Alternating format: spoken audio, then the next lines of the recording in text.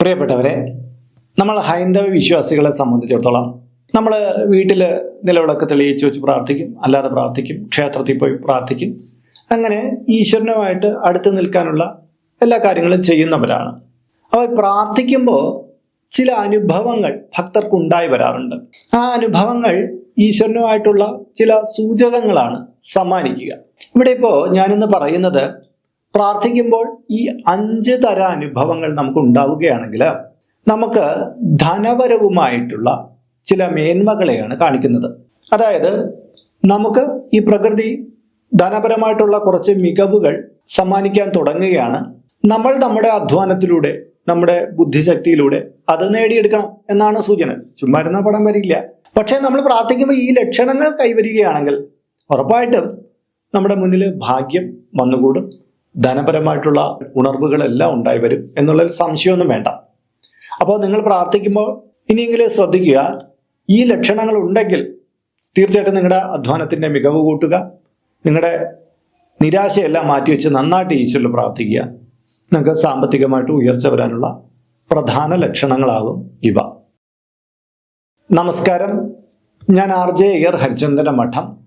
ഹൈന്ദവ ആചാര സംബന്ധമായ, ജ്യോതിഷ, മോട്ടിവേഷൻ സംബന്ധമായ ഒട്ടേറെ കാര്യങ്ങൾ പറഞ്ഞു തരുന്ന ഒരു വാട്സപ്പ് ചാനൽ നമുക്കുണ്ട്. ഇതിൻ്റെ കീഴെ ഡിസ്ക്രിപ്ഷൻ ബോക്സിലും കമൻറ്റ് ബോക്സിലും അതിൻ്റെ ലിങ്ക് കൊടുത്തിട്ടുണ്ട്. അതിലൂടെ ചാനലിൽ പ്രവേശിച്ചാൽ നിങ്ങളുടെ പിറന്നാളിന്, നിങ്ങളുടെ കുടുംബ അംഗങ്ങളുടെ പിറന്നാളിന് സൗജന്യമായിട്ട് പുഷ്പാഞ്ജലി അർച്ചനകൾ നടത്തി കിട്ടുന്നതാണ്. അപ്പോൾ നമ്മളിങ്ങനെ ദൈവത്തിൽ അർപ്പിതമായിട്ട് പ്രാർത്ഥിച്ച് നിൽക്കുമ്പോൾ, ക്ഷേത്രത്തിലാവട്ടെ, വീട്ടിൽ നിലവിളക്ക് തെളിയിച്ച് വെച്ചിട്ട് ആകട്ടെ, അങ്ങനെ ഇരുന്ന് പ്രാർത്ഥിക്കുമ്പോൾ പെട്ടെന്ന് നമ്മുടെ ദേഹം ഒന്ന് കുളിര് കോരുന്നതായിട്ട് ചിലർക്കൊക്കെ അനുഭവപ്പെടും, ഇല്ലേ? ഈ കുളിര് കോരുന്ന അനുഭവം നിങ്ങളുടെ 2 കൈകളിൽ മാത്രമായിട്ട് അനുഭവപ്പെടുക. പ്രത്യേകിച്ച് കൈയുടെ ഈ മുട്ടിന് ഈ ഭാഗത്തേക്ക്, ഇങ്ങനെയുള്ള ഭാഗത്തേക്ക് മാത്രം ഒരു കുളിര് കോരുക, രോമം ഇങ്ങനെ ഉയർന്നു വരിക, അങ്ങനെയുള്ളൊരു അവസ്ഥ ഉണ്ടാവുകയാണെങ്കിൽ നമ്മുടെ ഹസ്തത്തിലേക്ക് ധനപരമായിട്ടുള്ള ഊർജങ്ങൾ കൂടുതലായിട്ട് പ്രവഹിക്കുന്നു എന്നുള്ളൊരു സൂചനയാണിത്. ഇതിങ്ങനെ അനുഭവപ്പെടുന്നത് പ്രത്യേകിച്ച് തൊഴുതു നിൽക്കുമ്പോഴാണ് ഈ അനുഭവം കൂടുതലായിട്ട് വരുന്നെങ്കിൽ ഈ പ്രപഞ്ചത്തിൽ നിന്നുള്ളൊരു വെള്ളി വികിരണം നമ്മിലേക്ക് ഒഴുകി എത്തുന്നു എന്നാണ് നിമിത്തത്തിലെ സങ്കല്പം. അങ്ങനെ എത്തിക്കഴിയുമ്പോൾ നമുക്ക് പിന്നെ തൊടുന്നതെല്ലാം പൊന്നായി മാറുന്ന പ്രവണത ഉണ്ടാവും എന്നാണ് പറയുന്നത്. അപ്പൊ അങ്ങനെയുള്ള അനുഭവം നമുക്ക് വരികയാണെങ്കിൽ അത് ധനപരമായിട്ടുള്ള മികവും നമ്മുടെ കൈപുണ്യം വർദ്ധിക്കുന്നതുമായിട്ടുള്ള ബന്ധപ്പെട്ട കാര്യങ്ങളെയാണ് കാണിക്കുന്നത്. രണ്ടാമത്തത് ജലം വീഴുന്ന അനുഭവം എന്നുള്ളതാണ്. നമ്മളിങ്ങനെ പ്രാർത്ഥിച്ചിരിക്കുമ്പോൾ നമ്മുടെ ശിരസിൽ 1-2 തുള്ളി ജലം വീണു, നമ്മുടെ പുറത്ത് 1-2 തുള്ളി ജലം വീണു എന്നുള്ളൊരു അനുഭവം ഉണ്ടാവുക. നമ്മൾ കണ്ണു തുറന്ന് നമ്മുടെ കയ്യിലോ ശിരസിലോ ഒക്കെ തൊട്ടുമൊക്കെ വെള്ളം കാണില്ല, പക്ഷെ കാൽപാദത്തിലോ എവിടെ വെള്ളം വീണതുപോലുള്ള അനുഭവം, അത് ഒരു തവണയല്ല പല തവണ പ്രാർത്ഥിച്ചു വെക്കുമ്പോൾ നമുക്കിങ്ങനെ അനുഭവപ്പെടുകയാണെങ്കിൽ ധനപരമായിട്ടുള്ള ഒരു വൃഷ്ടി നമുക്ക് ഈശ്വരങ്ങളിൽ നിന്ന് വന്നു തുടങ്ങുന്നു എന്നുള്ളൊരു സൂചനയാണ്. മൂന്നാമത്തെ കാര്യം, നമ്മൾ വിളക്കിലോ മറ്റോ ഇങ്ങനെ നോക്കി പ്രാർത്ഥിച്ചു കഴിയുമ്പോൾ കണ്ണടയ്ക്കുമ്പോൾ നമുക്ക് ആ ജ്വാല ഇങ്ങനെ കാണാൻ പറ്റുമല്ലോ. ഉള്ളിൽ തന്നെ നമ്മൾ കണ്ണടച്ചു കഴിഞ്ഞാൽ ഒരു മഞ്ഞ നിറത്തിൽ ആ ജ്വാല നമുക്ക് കാണാൻ പറ്റും. പക്ഷേ ഇവിടെ നമ്മളിങ്ങനെ കണ്ണടയ്ക്കുമ്പോൾ ആ ജ്വാലയുടെ നിറം മഞ്ഞയല്ല, ഒരു ഇളം നീല നിറത്തിലാണ് നമുക്ക് ആ ജ്വാല കണ്ണിൻ്റെ ഉള്ളിൽ കാണാൻ പറ്റുന്നതെങ്കിൽ. ഒന്നും വെളിച്ചമുള്ള വസ്തുക്കളിൽ നോക്കിയിരിക്കുമ്പോൾ എന്തായാലും കണ്ണടയ്ക്കുമ്പോൾ ആ വെളിച്ചം ഇങ്ങനെ കാണുമല്ലോ. ആ നിറം, ആ മഞ്ഞ നിറത്തിന് പകരം അല്ലെങ്കിൽ വെള്ള നിറത്തിന് പകരം അവിടെ നീല കളറിലാണ് നിങ്ങൾക്ക് കാണാൻ പറ്റുന്നതെങ്കിൽ നിങ്ങൾക്ക് ധനപരമായിട്ടുള്ള ഗുണങ്ങൾ വർദ്ധിച്ചു വരുന്നു, നിങ്ങളുടെ കർമ്മ മേഖല പുഷ്ടിപ്പെടാൻ തുടങ്ങുന്നു എന്നൊക്കെയാണ് ഇതിൻ്റെ സൂചന. നാലാമത്തെ കാര്യം, നമ്മൾ ഇരുന്നിങ്ങനെ പ്രാർത്ഥിച്ചുകൊണ്ടിരിക്കുമ്പോൾ നമ്മുടെ വലത് തുടയുടെ ഭാഗം ഇങ്ങനെ തുടിക്കുക, ഇടയ്ക്കിടയ്ക്ക് ഇങ്ങനെ തുടിച്ചുകൊണ്ടിരിക്കുക എന്നുള്ള അനുഭവം വരികയാണെങ്കിൽ തീർച്ചയായിട്ടും അതും ധനാഗമനവുമായി ബന്ധപ്പെടുത്തിയ നമ്മുടെ തൊഴിലിൽ നിന്ന് നേട്ടമാണ് അവിടെ പ്രധാനമായിട്ട് പറയുന്നത്. തൊഴിൽ നേട്ടം കിട്ടുന്നതുമായിട്ട് അല്ലെങ്കിൽ പുതിയ ജോലി കിട്ടുന്നതായിട്ടൊക്കെ ബന്ധപ്പെട്ട ഒരു നിമിത്തമായിട്ടാണ് പറയപ്പെടുന്നത്. അഞ്ചാമത്തെ കാര്യവും പ്രധാനപ്പെട്ട ഒരു കാര്യത്തിലേക്ക് കടക്കുന്നതിന് മുമ്പ് ഇതിൻ്റെ കീഴെ കമൻറ്റ് ബോക്സിൽ നിങ്ങളുടെ പേര്, നിങ്ങളുടെ വയസ്സ്, നിങ്ങളുടെ നക്ഷത്രം ഇവ രേഖപ്പെടുത്തിയാൽ ഇവിടെ നടക്കുന്ന പൂജാ പ്രാർത്ഥനകളിൽ നിങ്ങളെ ഉൾക്കൊള്ളിക്കാൻ പറ്റുന്നതാണ്. 1 മാസത്തേക്കായിരിക്കും ഇപ്രകാരം ചെയ്യുന്നത്. കൂടുതലായിട്ട് വേണമെന്നുള്ളവർ ഇനി തൊട്ട് ഇതിൽ അപ്ലോഡ് ചെയ്യുന്ന എല്ലാ വീഡിയോയുടെ കീഴിൽ നിങ്ങളുടെ ഡീറ്റെയിൽസ് ഇങ്ങനെ കൊടുത്താൽ മതിയാകും. അഞ്ചാമത്തെ കാര്യം, നമ്മൾ ദൈവത്തെ നന്നായിട്ട് പ്രാർത്ഥിച്ചു കഴിഞ്ഞു.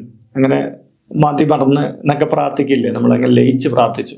അത് കഴിഞ്ഞതിന് ശേഷം നിങ്ങളുടെ ശ്വാസഗതിയെ ഒന്ന് ശ്രദ്ധിക്കണമെന്നാണ് പറയുന്നത്. ശ്വാസം ശ്രദ്ധിക്കണമെന്ന് പറഞ്ഞാൽ നമ്മുടെ മൂക്കിൻ്റെ ഈ ഭാഗത്ത് ഇങ്ങനെ കൈകൊണ്ട് വെച്ചിട്ട് നമ്മുടെ ശ്വാസം ഇങ്ങനെ വന്നും പോകുന്നത് ശ്രദ്ധിക്കണം. അല്ല, നമ്മൾ ശ്വാസം പൂർണ്ണമായിട്ട് വിട്ടു വെക്കണ്ട.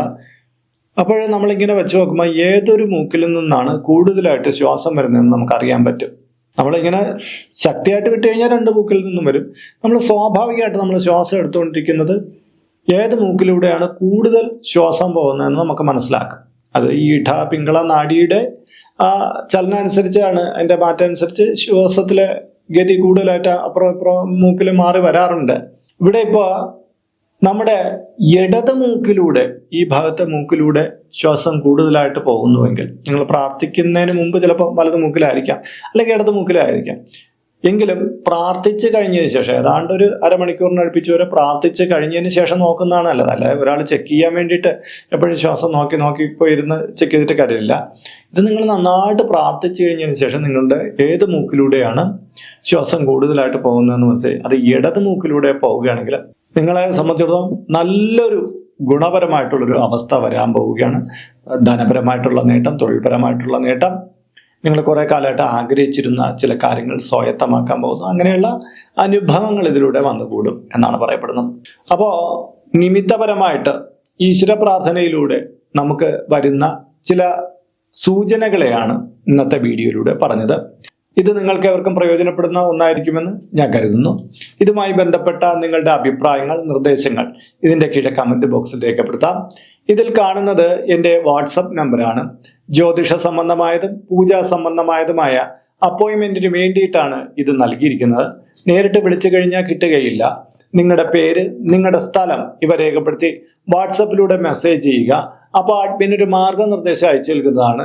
ആ മാർഗനിർദ്ദേശം അനുസരിച്ച് അപ്പോയിൻമെൻ്റ് എടുത്തിട്ട് വിളിക്കാവുന്നതാണ്. പ്രിയപ്പെട്ടവരെ, ഇപ്പോൾ യൂട്യൂബിൽ ഒരു സ്റ്റോർ നമ്മൾ ആരംഭിച്ചിട്ടുണ്ട്. നിങ്ങൾക്ക് ആവശ്യമുള്ള പൂജാ സാധനങ്ങൾ മേടിക്കാൻ വേണ്ടിയിട്ടുള്ള ഒരു സ്റ്റോറാണിത്. കുറേ സാധനങ്ങൾ ലിസ്റ്റ് ചെയ്തിട്ടുണ്ട്. നിങ്ങളുടെ ആവശ്യത്തിന് വേണ്ടുന്ന കാര്യങ്ങൾ നിങ്ങൾ നോക്കിയിട്ട് നിങ്ങൾക്ക് ആ തുകയ്ക്ക് മേടിക്കാൻ ഇത് ഗുണകരമാണോ എന്നൊക്കെ ഒന്ന് സെർച്ച് ചെയ്തിട്ട് വേണമെങ്കിൽ ഇത് നിങ്ങൾക്ക് പർച്ചേസ് ചെയ്യാവുന്നതാണ്. ഈ രീതിയിലാണ് മൊബൈൽ ഫോണിൽ കാണപ്പെടുക. കണ്ടില്ലേ, ഇങ്ങനെ നമുക്ക് സ്റ്റോർ നോക്കിയിട്ട് നമുക്കതിൽ പ്രവേശിക്കാം. ഇതിൽ കുറേ കാര്യങ്ങൾ ലിസ്റ്റ് ചെയ്തിട്ടുണ്ട്. പുതുതായിട്ട് ചില കാര്യങ്ങൾ ഉടനെ ആഡ് ചെയ്യുന്നതാണ്. ഈ രീതിയിലാണ് നമ്മൾ കമ്പ്യൂട്ടറിലൂടെ, ലാപ്ടോപ്പിലൂടെയൊക്കെ നോക്കുമ്പോൾ കാണപ്പെടുന്നത്. ഈ രീതിയിൽ നിങ്ങൾക്ക് എടുക്കാവുന്നതാണ്. മൊബൈൽ ഫോൺ വഴിക്കും കമ്പ്യൂട്ടർ വഴിക്കും നിങ്ങൾക്കത് ചെയ്യാവുന്നതാണ്. അപ്പോൾ മറ്റൊരു വീഡിയോയിൽ മറ്റൊരു വിശേഷമായിട്ട് വീണ്ടും കണ്ടുമുട്ടും വരെ എല്ലാവർക്കും നമസ്കാരം. നിങ്ങളുടെ സ്വന്തം RJ അയ്യർ ഹരിചന്ദ്ര മഠം. നമസ്തേ.